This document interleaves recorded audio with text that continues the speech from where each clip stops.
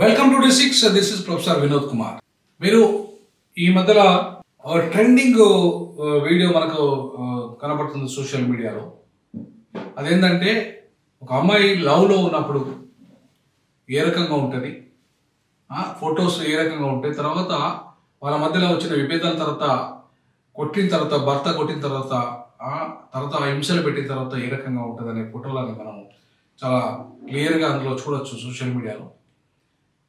So అవన్నీ విషయాలు చర్చించే ముందు ఒకసారి మన ఛానల్ సబ్స్క్రైబ్ చేయండి, షేర్ చేయండి, లైక్ చేయండి, కామెంట్ కూడా చేయండి, వీలైతే అధికంగా ఆదుకోండి.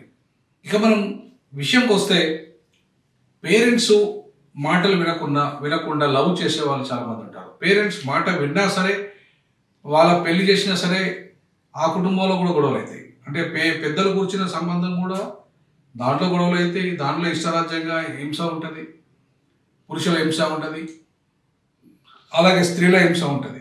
ఒక మగవాళ్ళే చేస్తారని కాదు, ఆడవాళ్ళు కూడా ఆ రకమైన చిత్రహింసలు పెట్టేటోళ్ళు ఉంటారు. అయితే ప్రధానంగా ఈ మధ్యకాలంలో మనం సోషల్ మీడియాలో ట్రెండింగ్ అయిన విషయం ఏంటంటే, ఆమె ఏం చెప్తుందంటే, మీరు పెళ్ళి చేసుకునే ముందు కేవలం అందాన్ని మాత్రమే చూడకండి. హైట్ ఉన్నాడా, అందం ఉన్నాడా, అది మాత్రమే చూసి పెళ్లి చేసుకోకండి.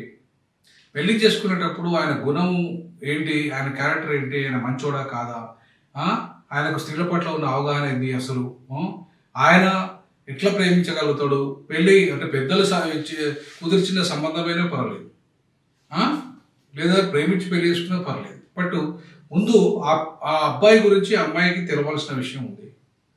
అసలు ఇట్లాంటి వాడు, ఇట్లాంటి క్యారెక్టర్ ఉన్నవాడు రేపు నన్ను చిత్రహింసలు పెడతాడా, నన్ను మానసికంగా వేధిస్తాడా, లేదంటే పురుషులు కూడా ఆ అమ్మాయి క్యారెక్టర్ ఏంది, ఎట్లా చిత్రహింసలు పెడుతుంది, ఏ రకంగా ఆమెతో ఇబ్బందులు పడాల్సి వస్తుంది అనే అంశాల పట్ల అవగాహన లేకుండా చేసుకోవడం వల్ల కూడా అది పెద్దలు కూర్చిన పెళ్లి కావచ్చు, ప్రేమ వివాహాలు కావచ్చు.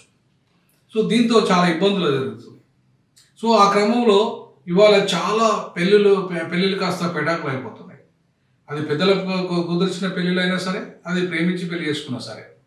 బట్ ఏది ఏమైనప్పటికీ భార్యాభర్తలు కాబోయే వాళ్ళు ముందుగా కొన్ని రోజులు వాళ్ళకి వాళ్ళ ప్రవర్తన పట్ల వాళ్ళ అవగాహన ఉండాల్సిన అవసరం ఉంది. వాళ్ళ అభిప్రాయాలు కూడా పంచుకోవాల్సిన అవసరం ఉంది. పెళ్ళికి ముందు వాళ్ళు ఫిజికల్గా కలుసుకోకపోయినా కనీసం వాళ్ళ ఆలోచనలు పంచుకుంటే బాగుంటారు.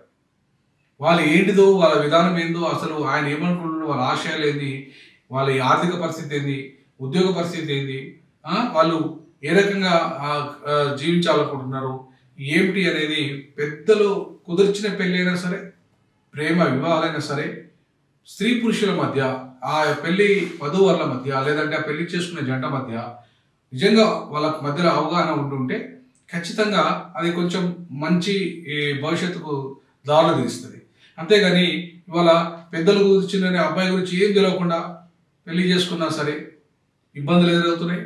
అంతేకాకుండా ఏదో గుడ్డిగా ఫిజికల్ అటాచ్మెంట్తో బాగా అందంగా ఉన్నాడు, హైట్గా ఉన్నాడు, ఫిజికల్గా బాగున్నాడు అని చెప్పేసి పెళ్లి చేసుకుంటే ఆయన రేపు ఆయన క్యారెక్టర్ ఏందో, ఆయన ఎవరితో తిరుగుతాడో ఏంటి, అసలు ఆయన ఫిజికల్ ఫిట్నెస్ కరెక్ట్గా ఉన్నాడా లేదా, ఇవన్నీ కూడా తెలియకుండా, లేదంటే ఒకవేళ ఫిజికల్ ఫిట్నెస్ ఉన్నా మెంటల్ ఫిట్నెస్ ఉన్నాడా లేదా, ఆయన సాధగలడా లేదా, ఆర్థిక స్తోమత ఉందా లేదా, లేకపోతే రేపు మనకి భవిష్యత్తు ఎట్లా ఉంటుంది ఆయనతో అని చెప్పేసి ఇవన్నీ విషయాలు అటు స్త్రీకైనా ఇటు పురుషుడికైనా ఇద్దరికి తెలియాల్సిన అవసరం ఉంది. తెలియకపోతే చాలా ఇబ్బందులను ఎదుర్కొనే పరిస్థితి కుటుంబంలో ఉంటుంది, లేదా జంటలో ఉంటుంది. ఈవెన్ లివింగ్ రిలేషన్స్ను కూడా ఇవాళ సుప్రీంకోర్టు పర్మిషన్ ఇస్తుందంటే వాళ్ళ మధ్యలో అవగాహన ఉంది కాబట్టే ఆ లివింగ్ రిలేషన్స్ కొనసాగిస్తూ పెళ్లి చేసుకోకపోయినా పర్వాలేదు, మాత్రం ఇద్దరి మధ్యలో మాత్రం అవగాహన ఉండాలి. వాళ్ళ పిల్లల్ని బాధ్యతయుతంగా చూసుకోవాలి. పిల్లలు కన్న తర్వాత వాళ్ళను వదిలేయకూడదు అనాథలుగా. వాళ్ళ అనాథలుగా వదిలేస్తే పిల్లల భవిష్యత్తు ఆగమైపోతుంది, వాళ్ళు నేరస్తులుగా తయారవుతారు. ఇవాళ అమెరికా అనేది ఇవాళ పిల్లలంతా కూడా తుపాకీ కల్చర్కి ఎందుకు అలవాటు అయిపడుతున్నారంటే వాళ్ళకు పేరెంటింగ్ అనేది లేకపోవడం, అంటే పేరెంట్స్ వాళ్ళని సరిగా చూసుకోకపోవడం. ఎందుకు చూసుకోకపోవడం అవుతుందంటే వాళ్ళు అట్లా ఫిజికల్ అట్రాక్షన్లో కలిసి పిల్లల్ని కానీ వాళ్ళ వదిలేసి వెళ్ళిపోతున్నారు. సో దాంతో ఏమవుతుంది, ఆ పిల్లలు వాళ్ళు పేరెంట్స్ పెంచకపోవడం వల్ల, పేరెంట్స్ అదుపు లేకపోవడం వల్ల వాళ్ళు క్రిమినల్స్గా తయారైపోయి చిన్న వయసులోనే ఆ క్రచెస్లో పెరిగి తుపాకులు పట్టుకొని పోయి క్లాస్ రూమ్లలో కాల్ చేస్తున్నారు, చంపేస్తున్నారు. అమెరికా అంత పెద్ద డెవలప్ అయిన అమెరికాలోనే చిన్న చిన్న పిల్లలు ఆ గన్ కల్చర్ ప్రభావంతో వాళ్ళ మానసికంగా అనేక ఇవాళ మనోవేదనకు గురై పేరెంట్స్ కంట్రోలింగ్ లేకుండా వాళ్ళ ప్రేమ లేక ఇవాళ అనేక రకాల ఇబ్బందులను ఇవాళ పిల్లలు ఎదుర్కొనే పరిస్థితి. కాబట్టి ఇవాళ అట్లాంటి పరిస్థితి రాకుండా ఉండాలంటే కూడా ఆ జంటలు కనేసి వదిలేసే పరిస్థితి ఉండదు. ఆ పిల్లల్ని కూడా బాధ్యతాయుతంగా భారతదేశంలో ఎట్లయితే పెంచుకుంటారో ఆ రకంగా పెంచుకునే విధానం ఉండాలి. సో ఈ రకంగా చూసుకుంటూ పోతే పెళ్లి అనేది చాలా కీలకము. ఆ పెళ్లిలో అవగాహన అనేది చాలా ఇంపార్టెంట్. అది ప్రేమ వివాహాలైనా సరే, లేదా పేరెంట్స్ లేదంటే ఒప్పందాల ద్వారా జరిగినా సరే. కానీ మొత్తంగా పెద్దలు కూర్చున్న పెళ్ళి అయినా, ప్రేమ వివాహమైనా అవగాహన పిల్లల మధ్య ఉంటే, ఆ పెళ్లి చేసుకునే జంట మధ్యలో ఉంటే, వాళ్ళ యొక్క అభిప్రాయాలను పంచుకోగలిగితే, పెళ్లికి ముందే పంచుకోగలిగితే, ఇంకా వాళ్ళ భవిష్యత్తు ఏంటిది, ఏ రకంగా ఉంటుంది, ఏ రకంగా అబ్బాయి అనుకుంటున్నాడు, ఏ రకంగా అమ్మాయి అనుకుంటుంది, వాళ్ళు ఏ ఉద్యోగాలు చేయాలనుకుంటున్నారు, ఎట్లాంటి బతకాలనుకుంటున్నారు, వాళ్ళ పిల్లల్ని ఎట్లా పెంచాలనుకుంటున్నారు, ఎట్లా వాళ్ళ భవిష్యత్తును తీర్చిదిద్దాలనుకుంటున్నారు అనే అంశాలను కనుక పంచుకోగలిగితే ఖచ్చితంగా ఆ వివాహాలు ఖచ్చితంగా బ్రహ్మాండంగా కొనసాగే అవకాశాలు ఉంటాయి. అట్లా కాకుండా ఉంటే ఖచ్చితంగా కన్నీరే మిగిలిపోతుంది ఆ జంటకు కానీ, వాళ్ళ పుట్టే పిల్లలకు కానీ.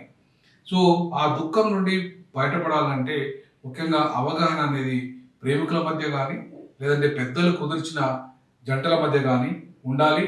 కేవలము ఏదో కులం మా కులపుని చేసుకోవాలి, మా కులంలోనే ఉండాలి అంటే వాడి క్యారెక్టర్ లేకపోయినా, వాడు విధవైనా సరే ఆ కులంలోనే పెళ్లి చేసుకోవాల్సిన అవసరం లేదు. అందులో ఇంకోటి ఏంటంటే, ఇప్పుడు అబ్బాయికి ఇష్టం లేకపోయినా, అమ్మాయికి ఇష్టం లేకపోయినా ఆ కులంలోనే అక్కడనే పెళ్లి చేసుకుని అట్లనే బతకాలని ఏ నిబంధనలు అయితే ఉన్నాయో, కుల నిబంధనలు అయితే ఉన్నాయో, లేదంటే ఆ కులాల వేరే ప్రేమ వివాహాలు చేసుకుంటే చంపేయడాలు, లేదంటే నరికేయడాలు, ఇట్లాంటి ఏదైతే జరుగుతున్నాయో సమాజంలో, అదంతా దుర్మార్గమైన చర్యలు. అది ఆ జీవితాలను ఆగం చేసే చర్యలు. రేపు అబ్బాయిని చంపినా అమ్మాయి ఆగమైపోతుంది, అమ్మాయిని చంపినా అబ్బాయి ఆగమైపోతాడు. కాబట్టి ఇట్లాంటి విధానాలు ఏవైతే కొనసాగుతున్నాయో ఈ దేశంలో, వాటి స్వస్తి పలకాల్సిన అవసరం ఉంది.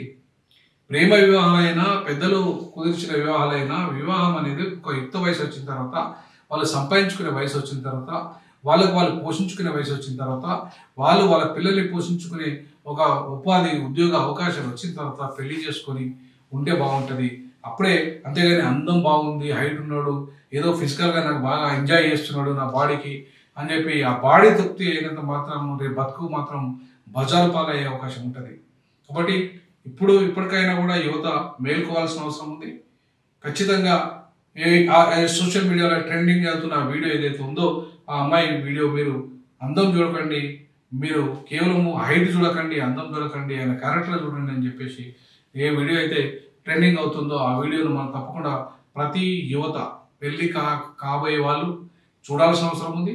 పెళ్లి కావాల్సిన యువత ప్రేమ వివాహమైనా సరే, ఖచ్చితంగా పెద్దలు కుదిర్చిన వివాహమైనా సరే చేసుకునే వాళ్ళు ఆ వీడియోను చూడండి.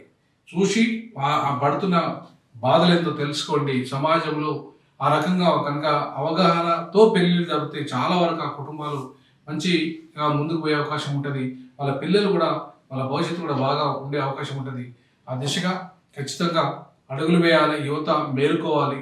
యువత ప్రేమ విలువ తెలుసుకోవాలి, కుటుంబ విలువ తెలుసుకోవాలి, అలాగే భార్యాభర్తల విలువలు ఒకరికొకరు అర్థం చేసుకోవాలి, తెలుసుకోవాలని ఈ సందర్భంగా D6 అండ్ DJAG భావిస్తుంది. ఆ దిశగా ఖచ్చితంగా పెళ్లి కావాల్సిన యువత మీరు ప్రేమలు కానీ, పెళ్లిళ్ళు కావచ్చు, లేదంటే సంబంధాలు, పెద్దలకు వచ్చిన సంబంధాలు కావచ్చు, ఏం చేసుకున్నా ముందుగా చూడాల్సింది గుణమే కానీ కులము లేదా ఆకారము రంగో చూడదని చెప్పేసి ఈ సందర్భంగా తెలియజేస్తున్నాను. జై భీమ్, జై పులి, జై పేరి.